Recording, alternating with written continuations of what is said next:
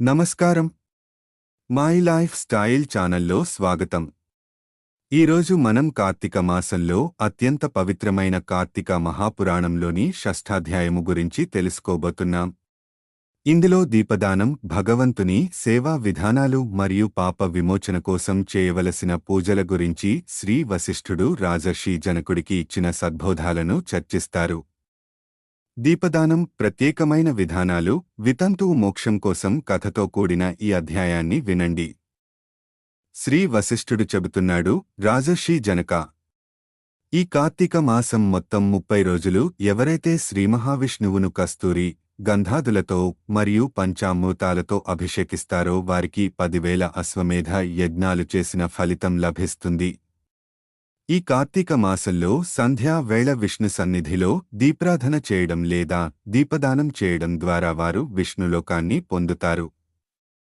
ప్రత్తిని శుభ్రపరచి దానితో వత్తిని తయారుచేసి బియ్యపు పిండి లేదా గోధుమ పిండితో ప్రమిదను చేసి ఆవు నెయ్యిని పోసి ఆ వత్తిని తడిపి వెలిగించాలి. ఒక సద్బ్రాహ్మణుడిని ఆహ్వానించి ఆ దానాన్ని సమర్పించాలి.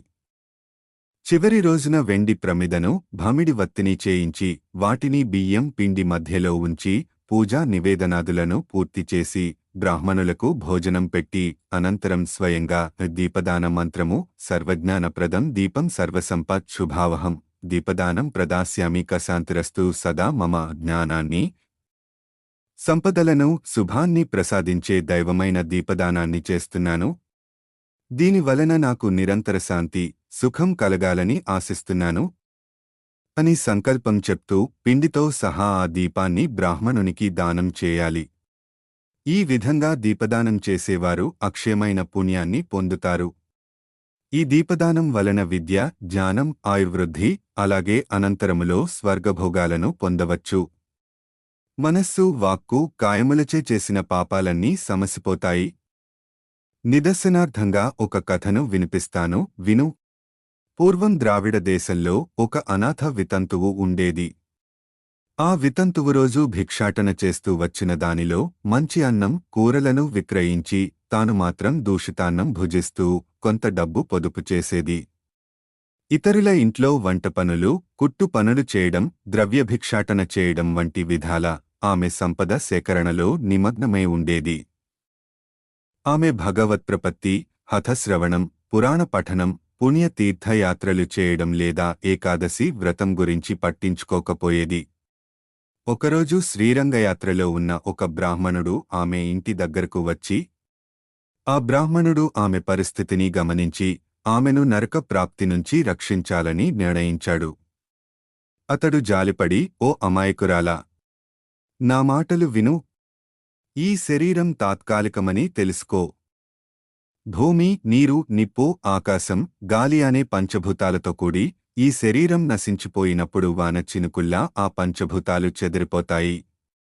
నీటిమీద నురుగులాంటిది ఈ శరీరం. దీన్ని శాశ్వతమని నమ్మి ఆశల అగ్నిలో మసిపడడమే తప్ప వేరే ప్రయోజనం లేదు. మోహం, భ్రమలు వీడి భగవంతుని మార్గాన్ని అనుసరించు.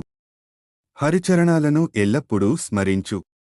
ఈ ఆరింటిని వదిలి ఇక నుంచి కార్తీక మాసంలో ప్రాతస్నానాన్ని ఆచరించు మరియు విష్ణుప్రీతికే దీపదానం చేయి అని ఆమెకు హితవు చెప్పాడు. ఆ బ్రాహ్మణుడి ఉపదేశం వలన ఆమెకు జ్ఞానోదయం కలిగింది. తను చేసిన పాపాలపై చింతిస్తూ కార్తీక వ్రతం చేసేందుకు సంకల్పించింది. ఆ సంవత్సరంలో కార్తీక మాసం వచ్చినప్పుడు వ్రతాచరణ ప్రారంభించి ప్రతిరోజూ ప్రాతఃస్నానం, హరిపూజ, దీపదానం, పురాణ శ్రవణం ఇలా 1 నెల రోజుల పాటు ఆచరించి చివరి రోజున బ్రాహ్మణ సత్కారం కూడా చేసింది. తక్షణమే ఆమె పాశాలు విడిపోగా పరలోకానికి చేరి స్వర్గంలో శాశ్వత సుఖాలను పొందింది. ధార్మిక ఉపదేశం. రాజా, కార్తీక మాసంలో దీపదానం అత్యంత ప్రధానమైనది. దీన్ని తెలుసుకుని లేదా తెలియక ఎవరు దీపదానం చేసినా వారు తమ పాపాలను నశింపచేసుకుంటారు.